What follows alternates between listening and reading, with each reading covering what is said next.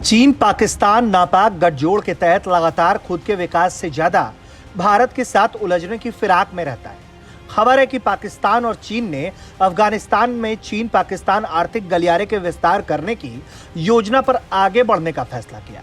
इसकी जानकारी जैसे ही सामने आई, भारत भड़क गया और उसने सीधे सीधे धमकी दे डाली कि ऐसी हरकतों से वो बाज आए, वरना ये हरकतें दोनों ही देशों को भारी पड़ेगी।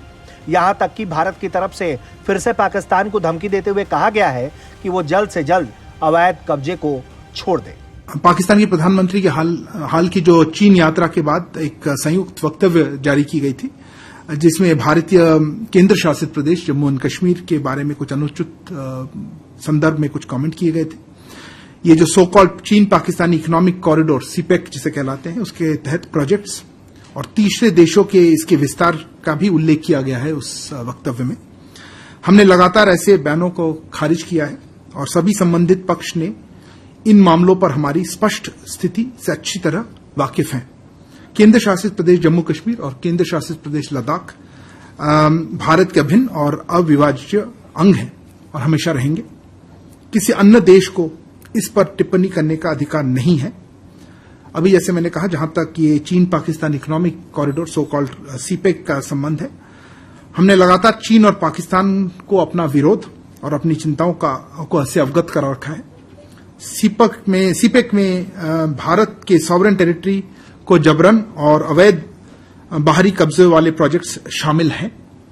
हम इस क्षेत्र में स्टेटस को बदलने के लिए ऐसे प्रोजेक्ट्स का उपयोग करने के किसी भी प्रयास को खारिज करते हैं। ऐसी गतिविधियों में तीसरे पक्ष को शामिल करने का कोई भी प्रयास स्वाभाविक रूप से अवैध, नाजायज और हमें अस्वीकार्य है। सीपीईसी चीन की सबसे महत्वाकांक्षी परियोजना बेल्ट एंड रोड इनिशिएटिव का एक महत्वपूर्ण हिस्सा है, जिसका उद्देश्य प्राचीन व्यापार मार्गों को फिर से एक्टिव करने का है। पाकिस्तान के पीएम शहबाज शरीफ की बीजिंग की आधिकारिक यात्रा के दौरान चीन ने पाकिस्तान को देश की स्थायी आर्थिक और रणनीतिक परियोजनाओं के लिए अपने निरंतर समर्थन का आश्वासन दिया है।